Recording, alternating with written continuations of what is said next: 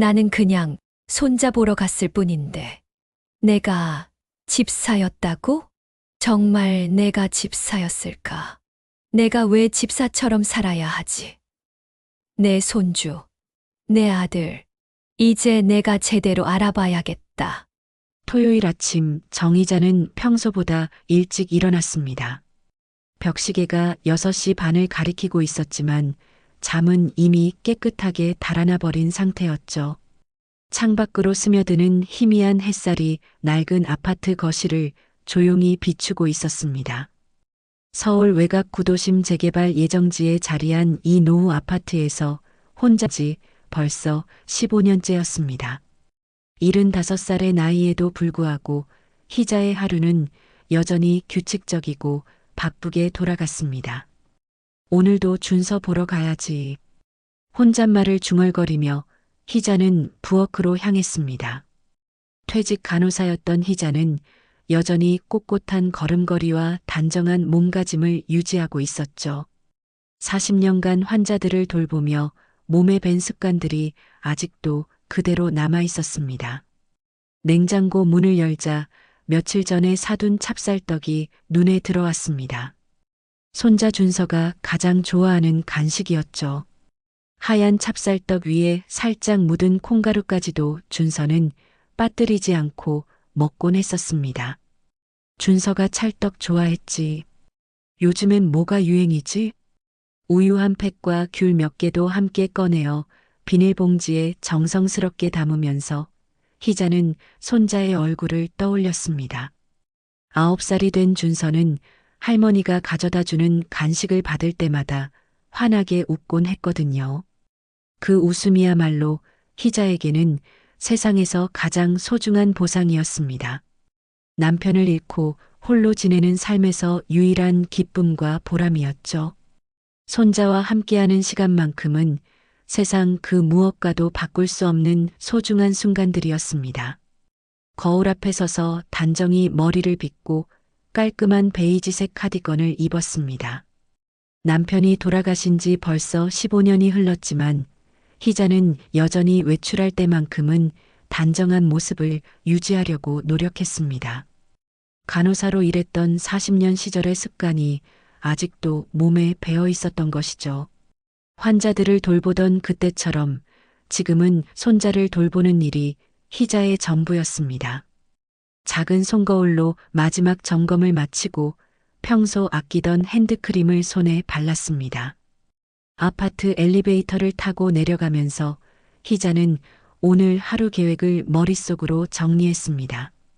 먼저 아들 태석의 집에 들러 준서와 시간을 보내고 점심도 함께 먹고 오후에는 준서와 함께 근처 공원을 산책하며 이야기를 나누는 것이었습니다.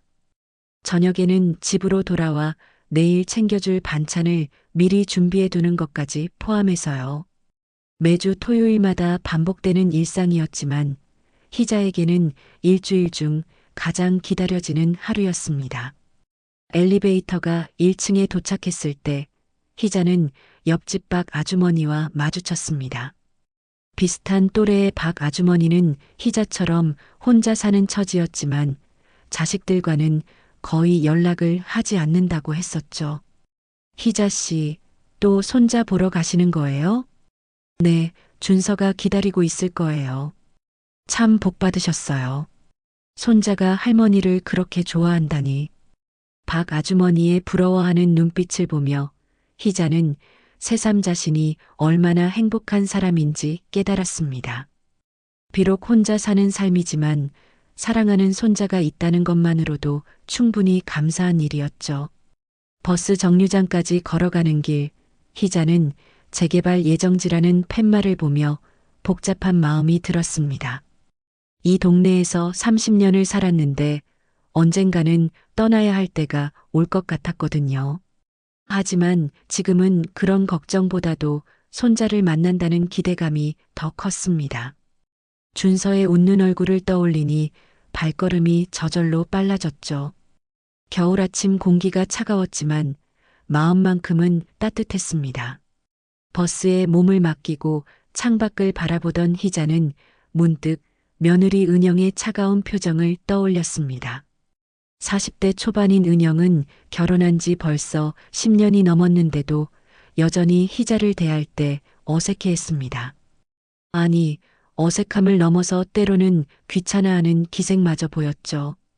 희자가 집에 올 때마다 은영의 표정은 미묘하게 굳어졌고 대화도 최소한으로 줄이려고 했습니다. 처음에는 새 며느리라서 그런가 보다 했지만 시간이 흐를수록 그 거리감은 좁혀지지 않았습니다. 그래도 내 손자인데. 희자는 작은 한숨을 내쉬었습니다. 50대인 아들 태석은 집안일에는 별로 관심이 없어 보였고 준서 교육이나 생활 관리는 대부분 은영이 맡고 있었습니다. 은영과의 관계 개선은 온전히 희자의 몫인 것 같았습니다. 하지만 어떻게 접근해야 할지 모르겠더군요. 은영은 항상 정중하되 차가운 태도를 유지했고 깊은 대화를 나누려고 하면 적당히 화제를 돌려버리곤 했습니다. 그래도 준서만큼은 할머니를 진심으로 반겨주었기에 희자는 그것만으로도 충분히 행복했습니다. 아들의 아파트 단지에 도착했을 때는 벌써 오전 9시가 넘어 있었습니다. 깨끗하게 정비된 신축 아파트 단지는 희자가 사는 낡은 동네와는 사뭇 다른 분위기였습니다. 잘 가꿔진 조경과 넓은 주차장, 그리고 깔끔한 외관이 인상적이었죠. 엘리베이터를 타고 15층까지 올라가면서 희자는 준비해온 간식 봉지를 다시 한번 확인했습니다. 찹쌀떡이 상하지 않았는지, 우유는 차갑게 유지되고 있는지 세심하게 살펴봤죠. 현관문 앞에 서서 초인종을 누르자 곧 준서의 경쾌한 발소리가 들렸습니다. 아이의 발걸음은 언제나 희자의 마음을 설레게 만들었어요. 문이 열리면서 할머니를 보고 환하게 웃는 손자의 얼굴이 나타났습니다. 그 순간 지난 일주일 동안 쌓였던 모든 외로움과 허전함이 눈 녹듯 사라졌습니다. 할머니, 준서가 희자의 품에 안기는 순간 이것이야말로 희자가 살아가는 진짜 이유라는 생각이 들었습니다. 사랑하는 손자와 함께하는 이 소중한 시간들이 희자의 삶을 지탱해주는 유일한 버팀목이었습니다. 준서의 따뜻한 체온과 달콤한 향기가 희자의 마음을 가득 채웠습니다. 준서를 꼭 안아준 후 희자는 거실로 들어갔습니다. 평소와 다름없이 깔끔하게 정리된 아파트 안은 고급스러운 가구들로 채워져 있었죠. 희자가 사는 낡은 아파트와는 확연히 다른 분위기였습니다. 준서는 할머니 손을 잡고 소파로 안내하며 신나게 떠들어댔습니다. 할머니, 저 어제 수학 시험에서 100점 받았어요. 우리 준서가 정말 똑똑하네. 할머니가 자랑스러워. 희자는 준비해온 찹쌀떡을 꺼내며 손자의 이야기를 들어주었습니다. 준서의 눈이 반짝이며 좋아하는 모습을 보니 마음이 뿌듯했죠. 이때 은영이 부엌에서 나타났습니다. 평소처럼 무표정한 얼굴이었어요. 어머님 오셨군요. 네, 준서 간식 좀 사왔어요. 그러실 필요 없는데. 준서 요즘 너무 단 거 많이 먹어서 걱정이에요. 은영의 차가운 말투에 희자는 순간 당황했습니다. 하지만 준서가 좋아하는 모습을 보니 그냥 넘어가기로 했죠. 은영은 곧 방으로 들어가 버렸고 희자는 준서와 둘만의 시간을 보낼 수 있었습니다. 할머니, 저랑 레고 만들어요. 그래, 뭐 만들까? 준서와 함께 바닥에 앉아 레고를 맞추며 보낸 시간은 정말 행복했습니다. 아이의 맑은 웃음소리가 집안을 가득 채웠죠. 태석은 회사 일로 나가 있어서 집에 없었고 은영은 방에서 나오지 않았습니다. 희자에게는 오히려 편안한 상황이었어요. 점심시간이 되자 희자는 준서와 함께 근처 식당에 나가기로 했습니다. 준서가 좋아하는 돈가스 집이었죠. 2시간 정도 밖에서 시간을 보내고 다시 집으로 돌아왔을 때였습니다. 현관문 앞에 도착한 희자는 열쇠를 꺼내려다가 문득 멈춰 섰습니다. 문틈으로 은영과 준서의 대화가 들려왔기 때문이었죠. 준서야, 손 씻고 와.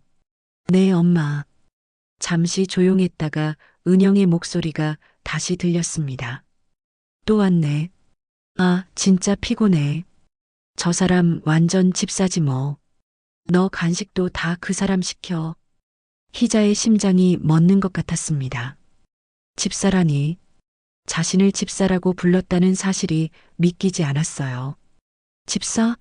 그게 뭐야? 준서의 순진한 목소리가 들렸습니다. 우리 도와주는 사람. 친할머니 아니고 그냥 외주. 외주라는 말까지 나왔을 때 희자는 완전히 얼어붙었습니다.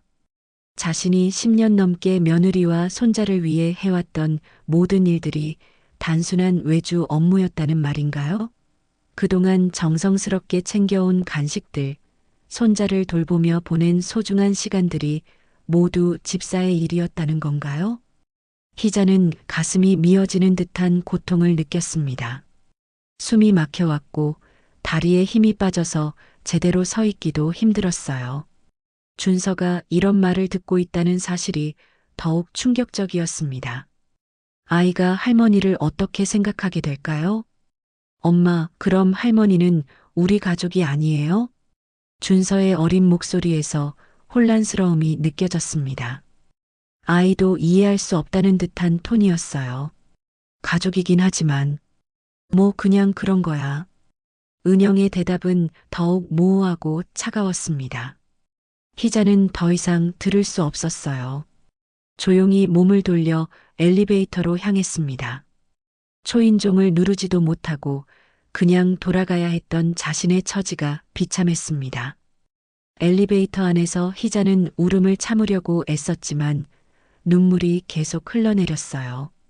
거울에 비친 자신의 모습이 초라해 보였습니다. 정성스럽게 차려입고 온 옷차림도 손자를 위해 준비한 간식도 모든 것이 무의미하게 느껴졌죠. 아파트를 나와서도 희자는 방향 감각을 잃었습니다. 평소 익숙한 길이었는데도 어디로 가야 할지 모르겠더군요. 하늘에서는 언제부턴가 비가 내리기 시작했고 희자는 우산도 없이 그 빗속을 걸었습니다. 옷이 젖어도 머리카락이 흩어져도 신경 쓸 수 없었어요. 나는 그냥 손자 보러 갔을 뿐인데 내가 집사였다고? 혼잣말을 중얼거리며 희자는 빗속을 계속 걸었습니다. 지나가는 사람들이 젖은 노인을 이상하게 쳐다봤지만 희자에게는 그런 시선들도 느껴지지 않았어요. 마음속이 너무 아파서 다른 것들은 아무것도 중요하지 않았습니다. 버스 정류장에 도착했을 때 희자는 비로소 정신을 차렸습니다. 온몸이 흠뻑 젖어 있었고 준비해왔던 간식 봉지도 어느새 없어져 있었어요. 아마 어디선가 떨어뜨린 모양이었습니다. 그 간식들을 준서에게 주지도 못했다는 생각에 마음이 더욱 아팠죠. 집에 돌아와서도 희자는 한동안 현관에 서 있었습니다. 이 집으로 돌아와서 무엇을 해야 할지 모르겠더군요. 지금까지 모든 일상이 손자 중심으로 돌아갔는데 그 중심이 흔들리니까 자신이 뭘 해야 하는지 알 수 없었어요. 거실 소파에 앉아서 희자는 오늘 들었던 은영의 말들을 계속 되새겼습니다. 집사 외주. 그 단어들이 머릿속에서 계속 맴돌았어요. 과연 자신이 지금까지 해온 일들이 정말 집사의 일이었을까요? 손자를 사랑하는 할머니의 마음이 아니라 단순한 노동력 제공이었을까요? 그날 밤 희자는 잠을 이룰 수 없었습니다. 천장을 바라보며 수많은 생각들이 머릿속을 스쳐갔어요. 내일은 어떻게 해야 할까요? 다시 손자를 보러 가야 할까요? 아니면 이제 그만 거리를 두어야 할까요? 그 충격적인 토요일 이후 며칠이 지났지만 희자는 여전히 은영의 말에서 벗어날 수 없었습니다. 집사 외주라는 단어들이 머릿속에서 계속 맴돌았어요. 평소 같으면 벌써 다음 주 토요일 준비를 하고 있을 시간인데 이번에는 달랐습니다. 냉장고 앞에 서서도 무엇을 사야 할지 결정할 수 없었죠. 정말 내가 집사였을까? 거울 앞에 선 희자는 자신에게 물어봤습니다. 하지만 답은 나오지 않았어요. 그동안 당연하다고 생각했던 모든 것들이 의심스러워졌습니다. 손자를 향한 사랑마저도 혹시 일방적인 감정은 아니었을까 하는 생각이 들었죠. 수요일 오후 희자는 우연히 준서의 학교에서 온 문자를 받았습니다. 학부모 상담 주간이라는 내용이었어요. 예전 같으면 관심도 없었을 텐데 이상하게 마음이 끌렸습니다. 혹시 준서가 학교에서는 할머니에 대해 어떻게 말하고 있을까 궁금했거든요. 한번 가보자. 희자는 용기를 내어 학교로 향했습니다. 준서의 담임교사는 젊은 여선생님이었는데 희자를 보자 반갑게 맞아주었어요. 준서 할머니시죠? 처음 뵙겠습니다. 네, 그런데 준서가 평소에 할머니 이야기를 하나요? 담임교사는 잠깐 망설이더니 조심스럽게 입을 열었습니다. 사실 준서가 가끔 혼란스러워하는 것 같아요. 할머니에 대해서요. 희자의 가슴이 철렁 내려앉았습니다. 역시 뭔가 문제가 있었던 거예요. 어떤 혼란인가요? 준서가 자주 우리 할머니는 남의 집 사람이래요라고 말해서 정서적으로 불안해 보이기도 합니다. 아이가 가족관계에 대해 확신을 갖지 못하는 것 같더라고요. 교사의 말을 들으며 희자는 마음이 무너져 내리는 것을 느꼈습니다. 은영의 말들이 준서에게까지 영향을 미치고 있었던 거예요. 아이가 할머니와의 관계에서 혼란을 느끼고 있다니 이보다 더 가슴 아픈 일이 어디 있을까요?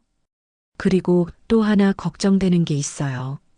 담임교사는 책상 서랍에서 상담 일지를 꺼냈습니다. 그 안에는 준서와의 면담 내용이 적혀 있었어요. 여기 보시면 할머니가 자꾸 간섭해서 엄마가 속상해 해요라고 준서가 말한 기록이 있어요. 희자는 숨이 막혔습니다. 간섭이라니. 자신이 손자를 사랑하는 마음으로 한 모든 일들이 간섭으로 받아들여지고 있었다는 말인가요? 그것도 준서의 입을 통해서요. 아이가 중간에서 많이 힘들어하는 것 같습니다. 가정에서 어른들 간의 갈등을 느끼고 있어요. 담임교사의 말에 희자는 자신이 얼마나 큰 실수를 하고 있었는지 깨달았습니다. 선의로 했던 모든 행동들이 오히려 가족 간의 갈등을 만들어내고 있었던 거예요. 그리고 그 피해는 고스란히 어린 준서에게 가고 있었습니다. 학교를 나오면서 희자는 결심했습니다. 내가 왜 집사처럼 살아야 하지? 내 손주, 내 아들. 이제 내가 제대로 알아봐야겠다. 그동안 조용히 참고 넘어갔던 모든 일들을 다시 생각해 보기로 했어요. 은영이 정말 어떤 사람인지, 그리고 자신의 가족에게 무슨 일이 일어나고 있는지 제대로 파악해야겠다는 생각이 들었습니다. 집으로 돌아온 희자는 그동안 무심코 지나쳤던 여러 가지 일들을 떠올려 봤습니다. 은영이 희자를 대하는 태도, 아들 태석이 점점 소극적으로 변해가는 모습, 그리고 준서가 때때로 보여주던 혼란스러운 표정들, 모든 것들이 하나의 그림으로 맞춰지기 시작했어요. 이제 더 이상 모른 척할 수 없어. 희자는 다음 날부터 본격적으로 상황을 파악하기로 결심했습니다. 가장 먼저 해야 할 일은 이웃들에게 은영에 대해 물어보는 것이었어요. 그동안 관심을 갖지 않았지만 이제는 알아야 했습니다. 목요일 오후 희자는 아들의 아파트 단지 근처를 산책하며 관리사무소에 들렀습니다. 오래 근무한 경비원 아저씨와 이야기를 나누던 중 뜻밖의 정보를 얻을 수 있었어요. 15층 태석 씨 댁 말씀이시죠? 그 집 좀 복잡해요. 복잡하다니요? 부인이 이상해요. 시어머니가 오시면 항상 불평을 하더라고요. 경비실까지 와서 또 오셨네라고 중얼거리고요. 경비원의 말을 들으며 희자는 충격을 받았습니다. 은영이 자신에 대해 다른 사람들에게까지 불평을 하고 있었다니요. 그것도 아파트 경비원에게까지요. 그리고 또 하나 이상한 게 그 집 아이가 가끔 혼자 놀이터에서 울고 있을 때가 있어요. 물어보면 엄마가 화났다고 하더라고요. 준서가 혼자 울고 있었다는 말에 희자의 마음은 더욱 아팠습니다. 그 어린아이가 어른들의 갈등 사이에서 얼마나 힘들어하고 있을까요? 그날 저녁 희자는 오랜만에 아들 태석에게 전화를 걸었습니다. 태석아, 엄마야. 엄마. 무슨 일이세요? 준서는 잘 있니? 요즘 학교에서 어떠대? 글쎄요, 은영이가 관리하니까 저는 잘 모르겠어요. 아들의 무관심한 대답에 희자는 답답함을 느꼈습니다. 자신의 아이인데도 학교 생활조차 제대로 알지 못한다니요. 태서가, 준서가 학교에서 좀 힘들어하는 것 같던데. 그런가요? 은영이한테 물어보세요. 저는 회사 일이 바빠서요. 전화를 끊고 나서 희자는 한숨을 내쉬었습니다. 아들도 며느리도 모든 것이 예전과는 달라져 있었어요. 언제부터인가 이 가족은 제대로 소통하지 않고 있었습니다. 이제 정말 제대로 알아봐야겠어. 희자는 마침내 결심을 굳혔습니다. 더 이상 뒤에서 조용히 지켜보고만 있을 수는 없었어요. 사랑하는 손자를 위해서라도, 그리고 자신의 존재 이유를 찾기 위해서라도 진실을 밝혀야 했습니다. 희자가 진실을 파헤치기로 결심한 다음 날, 금요일 오후였습니다. 평소 같으면 주말 준비로 바쁜 시간이었지만 이번에는 달랐어요. 희자는 오래전부터 알고 지내던 동네 아주머니들을 찾아가기로 했습니다. 은영에 대해 더 자세히 알아보려는 목적이었죠. 첫 번째로 찾아간 곳은 아들 동네 근처 전통시장이었습니다. 그곳에서 반찬 가게를 운영하는 김 사장님은 희자와 오랜 인연이 있는 분이었어요. 은영도 가끔 그 가게를 이용한다고 들었거든요. 희자 씨, 오늘은 웬일로 이렇게 일찍 오셨어요? 사장님, 혹시 우리 며느리 아세요? 키 크고 머리 긴 여자. 김 사장님은 잠깐 생각하더니 고개를 끄덕였습니다. 아, 그분 말씀이시군요. 가끔 오시는데 좀 특이하시더라고요. 특이하다니요? 반찬 사면서 항상 가격을 깎으려고 하시고, 그런데 카드로는 비싼 걸 사시더라고요. 좀 이상했어요. 희자는 김 사장님의 말에 고개를 갸웃했습니다. 은영이 가격을 깎으려고 한다니 그런 모습을 본 적이 없었거든요. 집에서는 늘 여유 있는 척 했는데 말이에요. 시장을 나온 희자는 다음 목적지로 향했습니다. 아들의 아파트 단지 근처에 사는 박 여사님 댁이었어요. 박 여사님은 동네 소식통으로 유명했거든요. 어머, 희자 씨, 오랜만이네요. 안녕하세요, 박 여사님. 혹시 시간 있으시면 차라도 한잔하면서 이야기 좀 나눌까요? 박 여사님의 집에서 차를 마시며 희자는 조심스럽게 은영에 대해 물어봤습니다. 우리 며느리 혹시 아세요?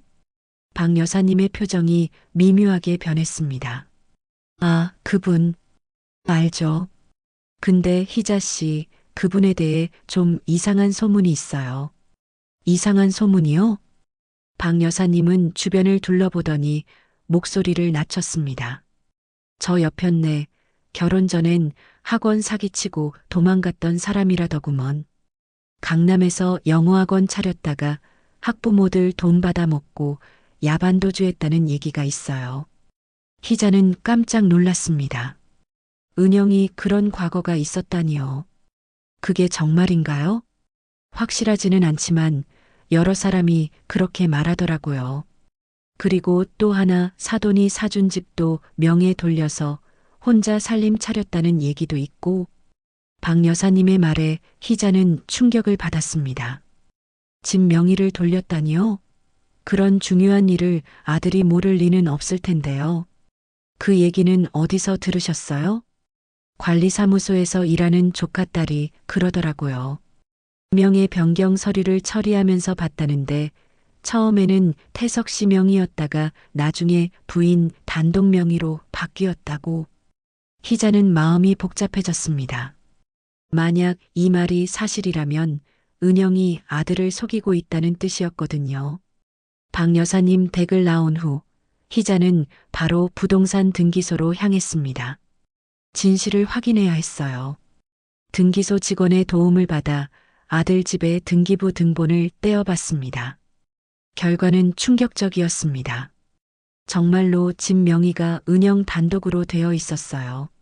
처음 구입할 때는 태석과 은영 공동 명의였는데 작년에 은영 단독 명의로 변경되어 있었습니다. 이게 대체 무슨 일이지? 희자는 서류를 들고 멍하니 서 있었습니다. 아들이 이 사실을 알고 있을까요? 만약 모른다면 은영이 아들 몰래 이런 일을 저질렀다는 뜻이었어요. 저녁 시간, 희자는 참을 수 없어서 아들에게 전화를 걸었습니다. 태서가 엄마야. 지금 시간 있니? 네, 엄마. 무슨 일이세요? 진명에 확인해 봤니?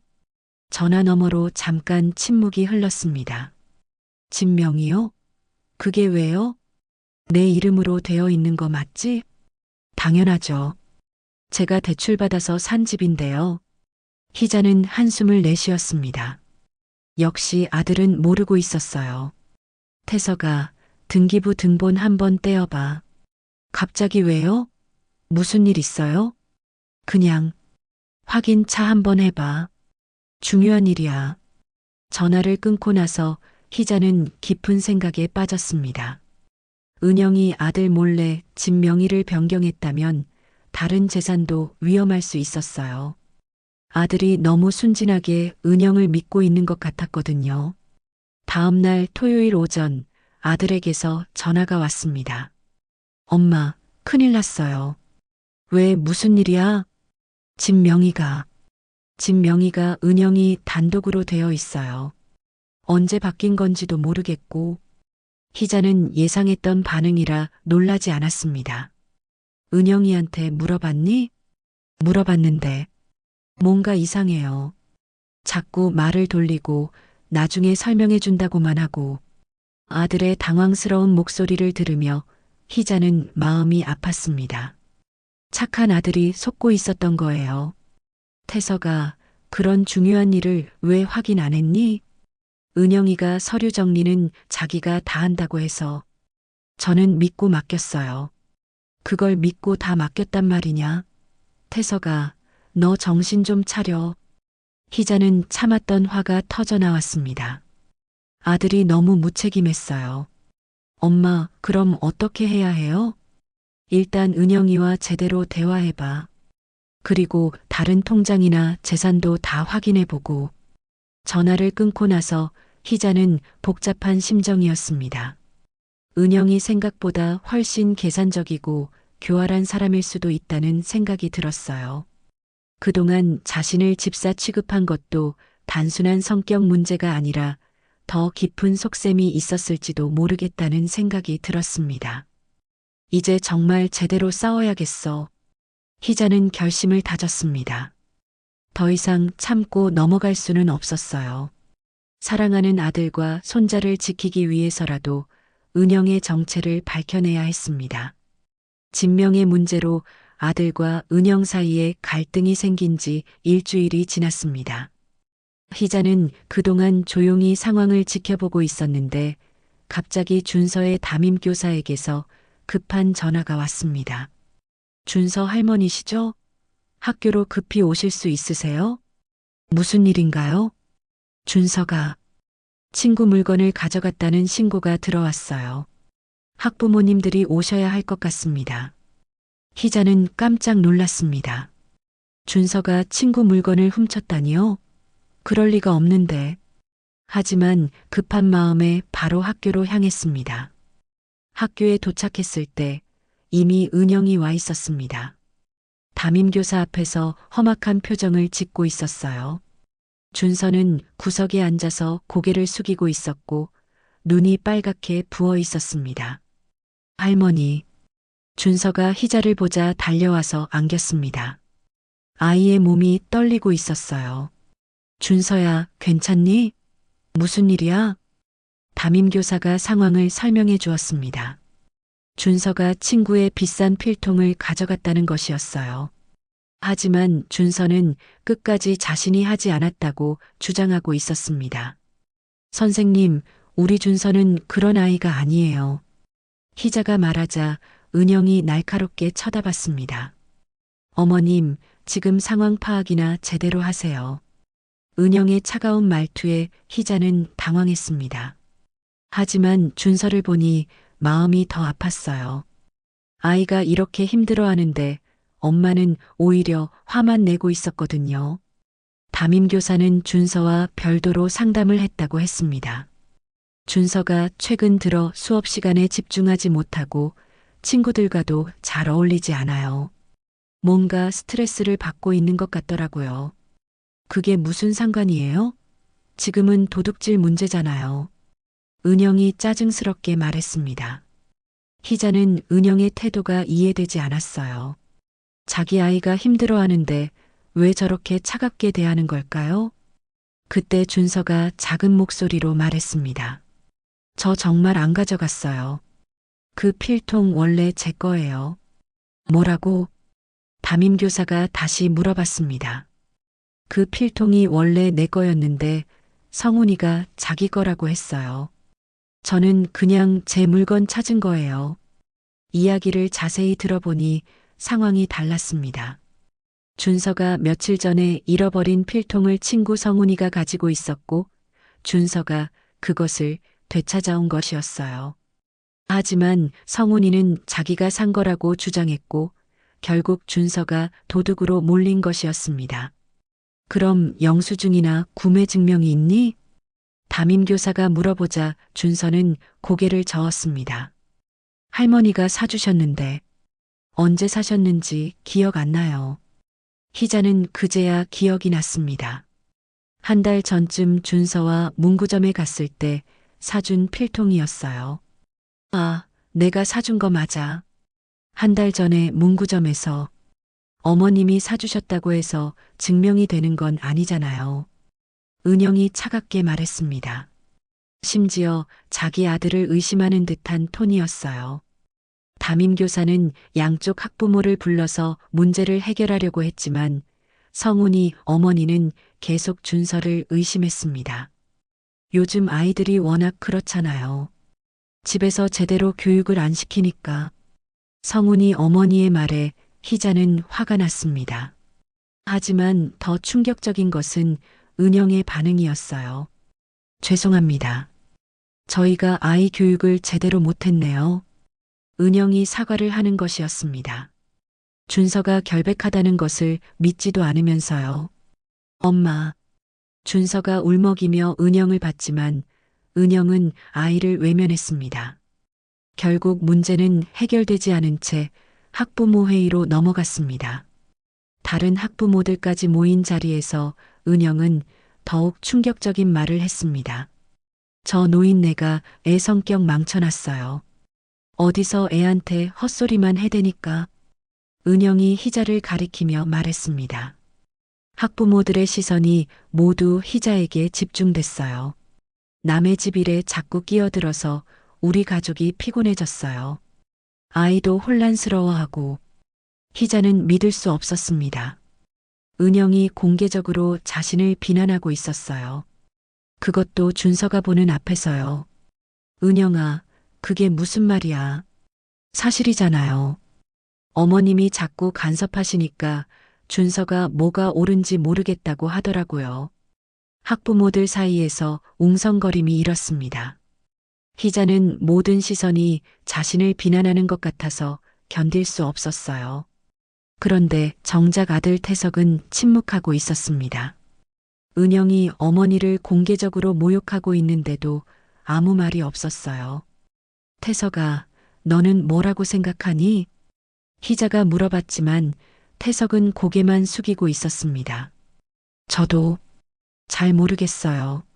아들마저 자신을 외면하는 것 같아서 희자는 마음이 무너져 내렸습니다. 준서는 울음을 터뜨렸고 다른 학부모들은 수군거렸어요. 희자는 더 이상 그 자리에 있을 수 없어서 일어났습니다. 다리에 힘이 없어서 휘청거렸지만 어떻게든 학교를 나왔어요.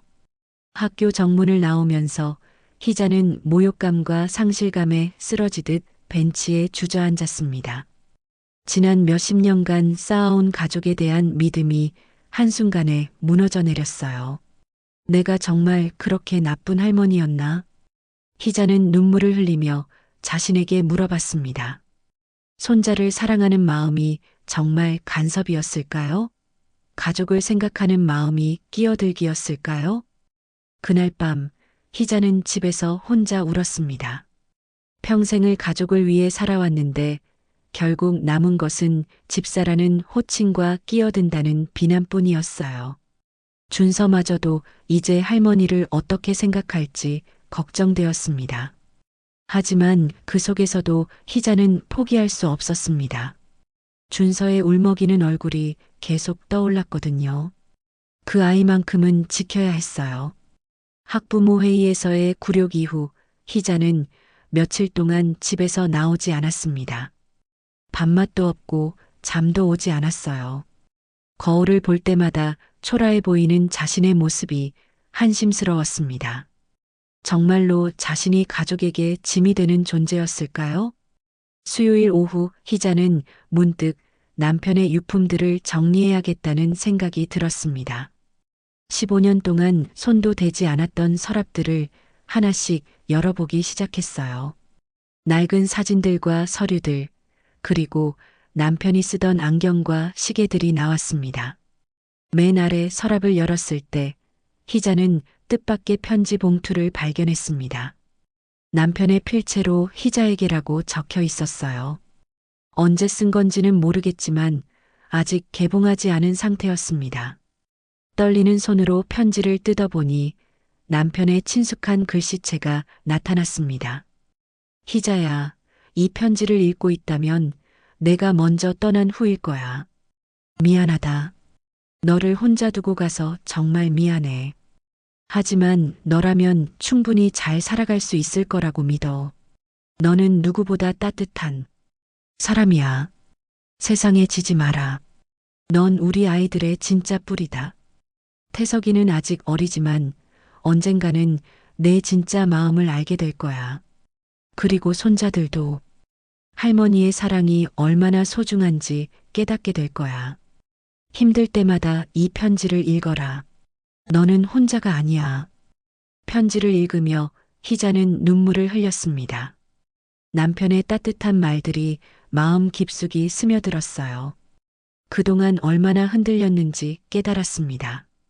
남편의 말처럼 자신은 가족의 진짜 뿌리였어요. 그것을 잊고 있었던 거죠. 편지를 다시 접어 가슴에 품고 있을 때 문득 준서의 방을 한번 보고 싶다는 생각이 들었습니다. 아이가 정말 할머니를 어떻게 생각하고 있는지 궁금했거든요. 혹시 아이의 물건 중에 단서가 있을지도 모르겠다는 생각이 들었어요. 목요일 오후 희자는 용기를 내어 아들 집으로 갔습니다. 다행히 은영은 외출 중이었고 태석도 회사에 있어서 집에는 아무도 없었어요. 여분 열쇠로 문을 열고 들어갔습니다. 준서의 방은 아이답게 장난감들로 가득했습니다. 책상 위에는 숙제와 함께 작은 일기장이 놓여 있었어요. 희자는 망설였지만 손자의 진짜 마음을 알고 싶어서 일기장을 열어봤습니다. 첫 번째 페이지부터 충격적이었습니다. 오늘 할머니가 왔다. 엄마는 또 기분이 나빠졌다. 할머니가 오면 엄마가 항상 화난다. 왜 그럴까? 할머니는 나한테 좋은데. 다음 페이지를 넘겨봤습니다. 엄마가 할머니는 진짜 할머니가 아니라고 했다. 그럼 누구지? 할머니는 나를 많이 사랑해 주는데. 진짜가 아니면 왜 이렇게 좋지? 희자의 마음이 아팠습니다. 아이가 이런 혼란을 겪고 있었던 거예요. 계속 읽어나가자 더욱 가슴 아픈 내용들이 나왔습니다. 오늘 학교에서 친구들이 할머니 이야기를 했다. 다들 할머니랑 재미있게 놀았다고 했다. 나도 할머니랑 놀고 싶은데 엄마가 안 된다고 한다. 할머니가 나쁜 사람인가? 그리고 마지막 페이지에서 희자는 눈물을 참을 수 없었습니다. 할머니랑 살면 따뜻하고 좋다. 엄마는 가끔 무섭고 진짜 할머니 아니라고 한다. 근데 난 다 안다. 할머니가 진짜 가족이야. 할머니만 나를 진짜 사랑해준다. 엄마한테는 비밀이지만 나는 할머니가 제일 좋다. 희자는 일기장을 가슴에 안고 울었습니다. 준서가 이렇게 할머니를 생각하고 있었다니요. 아이는 어른들의 갈등 속에서도 진짜 사랑이 무엇인지 알고 있었어요. 그때 현관문 열리는 소리가 들렸습니다. 은영이 돌아온 것 같았어요. 희자는 재빨리 일기장을 제자리에 놓고 거실로 나왔습니다. 어머님? 어떻게? 은영이 놀란 듯 물어봤습니다. 준서 숙제 도와주려고 왔는데 없네요. 준서는 학원에 갔어요. 그리고 앞으로는 미리 연락하고 오세요. 은영의 차가운 말투는 여전했습니다. 하지만 이제 희자는 달랐어요. 준서의 일기를 읽고 나서 확신이 생겼거든요. 은영 씨, 우리 한번 제대로 이야기해 봅시다. 무슨 이야기요? 준서를 위해서요. 아이가 많이 혼란스러워하고 있어요. 은영의 표정이 경직됐습니다. 그게 무슨 뜻이에요? 준서가 할머니와 엄마 사이에서 힘들어하고 있다는 뜻이에요. 아이한테는 죄가 없잖아요. 은영은 잠깐 망설이더니 냉소적으로 웃었습니다. 어머님, 솔직히 말씀드릴게요. 저는 어머님이 너무 많이 간섭하신다고 생각해요. 준서 교육은 저희가 할 테니까 너무 끼어들지 마세요. 끼어든다고요? 내가 내 손자를 돌보는 게 끼어드는 거예요? 혈연 관계가 있다고 해서 무조건 좋은 건 아니잖아요. 요즘 시대는 달라요. 은영의 말에 희자는 분노가 치밀어 올랐습니다. 하지만 이번에는 참지 않기로 했어요. 은영 씨, 그동안 참았지만 이제는 안 되겠어요. 집 명의도 남편 몰래 바꾸고 아이한테는 할머니가 가짜라고 하고 도대체 뭘 원하는 거예요? 은영의 얼굴이 순간 굳어졌습니다. 그게 무슨, 다 알고 있어요. 태석이도 알게 됐고요. 이제 그만 정직하게 사시죠. 희자는 더 이상 물러서지 않겠다는 의지를 다졌습니다. 남편의 편지와 준서의 일기가 자신에게 힘을 주었어요. 더는 물러서지 않아. 내 손자 지켜낼 거야. 그리고 이 집 다시 바로잡을 거야. 희자의 단호한 말에 은영은 당황한 듯 보였습니다. 그동안 순순히 당하기만 했던 시어머니가 갑자기 달라진 것이었거든요. 집을 나오면서 희자는 마음속으로 다짐했습니다. 이제 진짜 싸움이 시작될 것 같았지만 더 이상 두렵지 않았어요. 사랑하는 손자와 남편의 편지가 자신에게 용기를 주고 있었거든요. 은영과의 대결 이후 며칠이 지났을 때 희자에게 준서의 담임 교사로부터 전화가 왔습니다. 할머니, 학교에서 가족 상담을 실시하려고 합니다. 준서가 최근 들어 더욱 불안정한 모습을 보여서요. 가족 상담이요? 네, 전문 상담사 선생님이 오셔서 준서와 가족분들을 만나보실 예정입니다.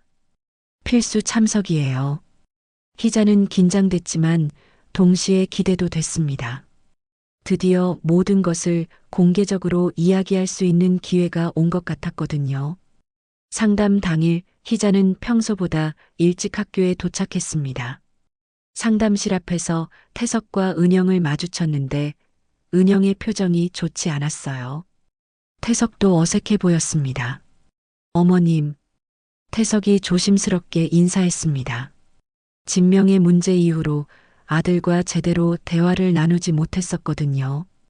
태석아, 상담실에 들어가자 전문 상담사와 담임교사가 기다리고 있었습니다. 준서도 이미 와 있었는데 어른들 사이에 앉아서 작아 보였어요. 안녕하세요. 저는 아동심리 전문 상담사 김미경입니다. 상담사는 부드러운 목소리로 인사했습니다. 오늘은 준서를 중심으로 가족 관계에 대해 이야기해 보려고 합니다. 먼저 준서부터 이야기를 들어볼까요? 준서는 처음에 말하기를 주저했습니다. 하지만 상담사가 격려하자 조금씩 입을 열기 시작했어요. 저는 할머니가 좋아요. 근데 엄마는 할머니를 싫어해요. 은영이 바로 반박했습니다. 준서야, 엄마가 할머니를 싫어한다고 말한 적 없잖아. 하지만 할머니 오면 항상 기분 나빠져요. 그리고 준서가 망설이더니 주머니에서 작은 녹음기를 꺼냈습니다. 모두가 깜짝 놀랐어요. 이게 뭐니? 상담사가 물어봤습니다. 엄마가 할머니 욕하는 거 녹음했어요. 할머니가 불쌍해서. 희자는 놀랐습니다. 준서가 언제 녹음을 했을까요? 들어봐도 될까? 상담사가 조심스럽게 물어보자 준서는 고개를 끄덕였습니다. 녹음기에서 은영의 목소리가 나왔습니다. 또 왔네. 아, 진짜 피곤해. 저 사람 완전 집사지 뭐. 그리고 이어서 나온 대화들. 친할머니 아니고 그냥 외주. 우리 도와주는 사람이야. 상담실이 조용해졌습니다. 은영의 얼굴이 창백해졌어요. 언제 녹음한 거니? 상담사가 준서에게 물어봤습니다. 할머니가 집사라고 하면서 웃을 때요. 할머니가 나쁜 사람이 아닌데 왜 그렇게 말하는지 모르겠어서. 준서의 순진한 대답에 희자는 마음이 아팠습니다. 아이가 이런 상황을 다 이해하고 있었던 거예요. 상담사가 은영을 향해 말했습니다. 어머님, 이런 말씀을 아이 앞에서 하셨나요? 그건 그때 화가 나서. 은영이 변명하려고 했지만 증거가 너무 명확했어요. 그때 담임교사가 또 다른 자료를 꺼냈습니다. 사실 준서가 학교에서도 이런 이야기를 자주 했어요. 어떤 이야기요? 엄마가 할머니는 집사래요. 나한테도 비밀로 하래요. 근데 나 싫어. 난 할머니 좋아. 담임교사가 준서의 말을 그대로 전했습니다. 그리고 또 이런 말도 했어요. 할머니만 나를 진짜 사랑해줘. 엄마는 가끔 무서워. 이 말을 들은 태석의 표정이 굳어졌습니다. 은영아, 이게 정말이야? 여보, 그건. 대답해. 정말 우리 엄마를 집사라고 했어? 태석의 목소리에 분노가 섞여 있었습니다. 상담사가 상황을 정리했습니다. 지금까지 들어본 결과 준서는 할머니와 어머니 사이의 갈등 때문에 심한 스트레스를 받고 있습니다. 특히 가족관계에 대한 혼란이 심각해요. 어떤 혼란인가요? 희자가 물어봤습니다. 준서는 할머니를 진심으로 사랑하지만 어머니의 부정적인 반응 때문에 그 사랑을 표현하지 못하고 있어요. 아이에게는 매우 해로운 상황입니다. 상담사는 계속 설명했습니다. 아이들에게는 일관된 사랑과 안정감이 필요한데 어른들 간의 갈등이 그것을 방해하고 있습니다. 은영이 갑자기 일어섰습니다. 저는 더 이상 이런 이야기 듣고 싶지 않아요. 어디가? 태석이 잡았지만 은영은 뿌리쳤습니다. 이 모든 게 다 그 사람 때문이에요. 은영이 희자를 가리키며 소리쳤습니다. 저 사람이 자꾸 끼어들지 않았으면 우리 가족은 평화로웠어요. 그런데 이때 준서가 일어나서 큰 소리로 말했습니다. 엄마가 거짓말해요. 할머니는 나쁜 사람이 아니에요. 아이의 절규 같은 외침에 모두가 놀랐습니다. 할머니가 집사가 아니에요. 할머니는 진짜 할머니예요. 준서가 울면서 희자에게 달려왔습니다. 할머니, 엄마가 할머니 미워해도 저는 할머니 좋아해요. 희자는 준서를 꼭 안아주었습니다. 아이의 진심이 느껴져서 눈물이 났어요. 상담사가 태석에게 말했습니다. 아버님, 지금 상황이 아이에게 얼마나 해로운지 아시겠죠?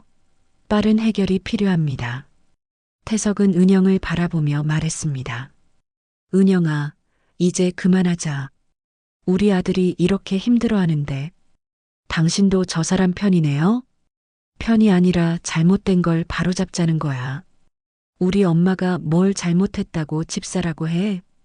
태석의 단호한 말에 은영은 더 이상 할 말이 없어 보였습니다. 저는 더 이상 이 집에 있을 수 없어요. 은영이 도망치듯 상담실을 나갔습니다.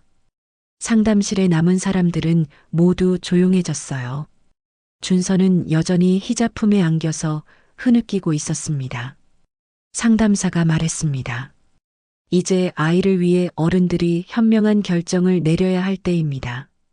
희자는 준서를 안으며 생각했습니다. 드디어 진실이 밝혀졌지만 이제 진짜 시작인 것 같았어요. 아이를 지키기 위한 진짜 싸움이 시작되는 거였습니다. 상담실에서의 폭로 이후 한 달이 지났습니다. 은영은 정말로 집을 나갔고 태석은 준서의 양육권을 놓고 법적 절차를 밟고 있었어요. 그 사이 준서는 희자의 집에서 지내게 되었습니다. 처음 며칠은 준서도 혼란스러워했어요. 엄마가 갑자기 사라진 상황을 완전히 이해하기는 어려웠거든요. 하지만 시간이 지나면서 아이는 점점 안정을 찾아갔습니다. 할머니, 오늘 뭐해요? 토요일 아침 준서가 희자의 침대 곁으로 와서 물어봤습니다. 예전처럼 일주일에 한 번 만나는 관계가 아니라 이제는 매일 함께 지내는 진짜 가족이 된 것이었어요. 준서야, 할머니랑 같이 시장 가볼까? 오늘은 내가 좋아하는 김치찌개 끓여줄게. 네, 좋아요. 준서의 밝은 대답을 들으며 희자는 마음이 따뜻해졌습니다. 아이가 이렇게 자연스럽게 웃을 수 있게 된 것만으로도 그동안의 고생이 보상받는 느낌이었어요. 시장에 가는 길에 준서가 희자의 손을 꼭 잡고 말했습니다. 할머니, 저 정말 할머니랑 사는 게 좋아요. 엄마는 항상 화나 있었는데 할머니는 항상 웃어주세요. 아이의 솔직한 고백에 희자는 마음이 아팠습니다. 그동안 준서가 얼마나 눈치를 보며 살았을까요? 준서야, 이제 엄마 생각 안 나? 가끔 생각나요. 근데 무섭기도 해요. 엄마가 또 화낼까봐. 희자는 아이를 꼭 안아주었습니다. 괜찮아. 이제 할머니가 지켜줄게. 준서는 아무 걱정 안 해도 돼. 시장에서 장을 보는 동안 희자는 새로운 일상의 행복을 느꼈습니다. 준서와 함께 고르는 채소들, 아이가 좋아한다며 하나씩 담아주는 과일들. 모든 것이 소중하고 의미 있었어요. 할머니, 저도 요리 배우고 싶어요. 정말? 그럼 오늘부터 할머니가 가르쳐 줄게. 집에 돌아와서 준서와 함께 요리를 하는 시간은 정말 즐거웠습니다. 아이가 서툴게나마 채소를 씻고 쌀을 씻는 모습을 보니 새로운 희망이 보였어요. 며칠 후 태석이 희자의 집에 찾아왔습니다.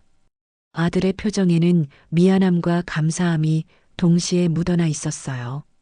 엄마, 정말 죄송합니다. 뭐가 미안하니?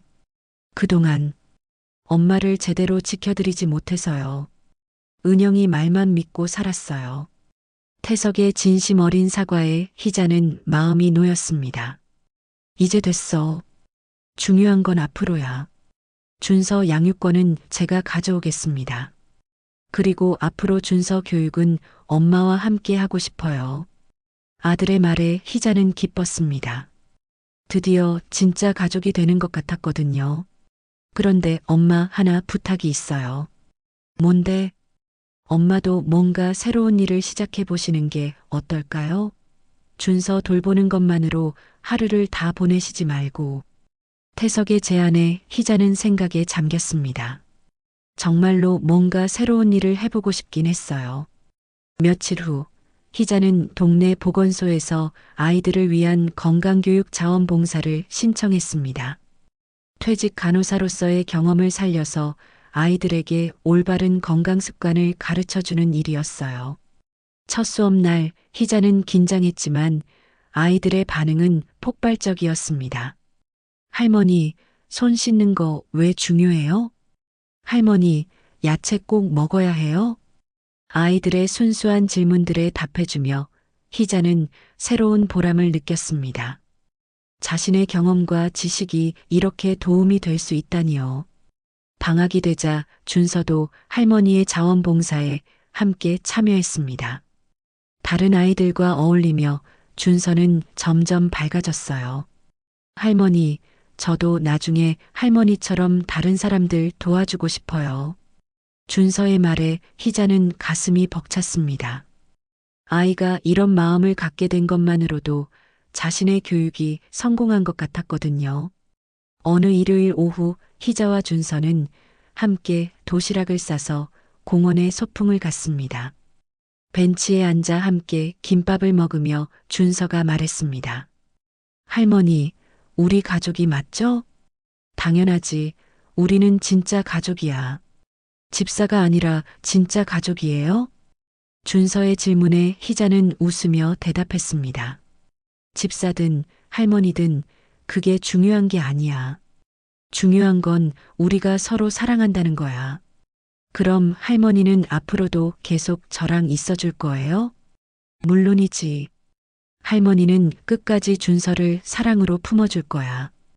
해가 지는 공원에서 희자는 준서와 함께 산책했습니다. 아이가 자신의 손을 꼭 잡고 걷는 모습을 보며 희자는 깨달았습니다. 자신은 집사가 아니었어요. 처음부터 끝까지 할머니였고 가족이었습니다. 그 이름이 무엇이든 상관없었어요. 중요한 건 사랑이었거든요. 그날 밤 준서를 재우면서 희자는 마음속으로 다짐했습니다. 나는 가족이었고 지금도 가족이다. 그 이름이 할머니든 집사든 나는 끝까지 사랑으로 품을 수 있다.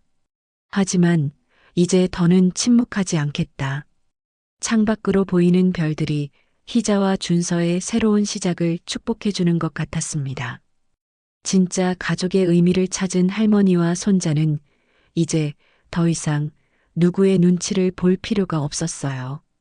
그들에게는 서로를 향한 진실한 사랑이 있었고 그것으로 충분했습니다. 희자의 새로운 하루는 이제 막 시작되었습니다.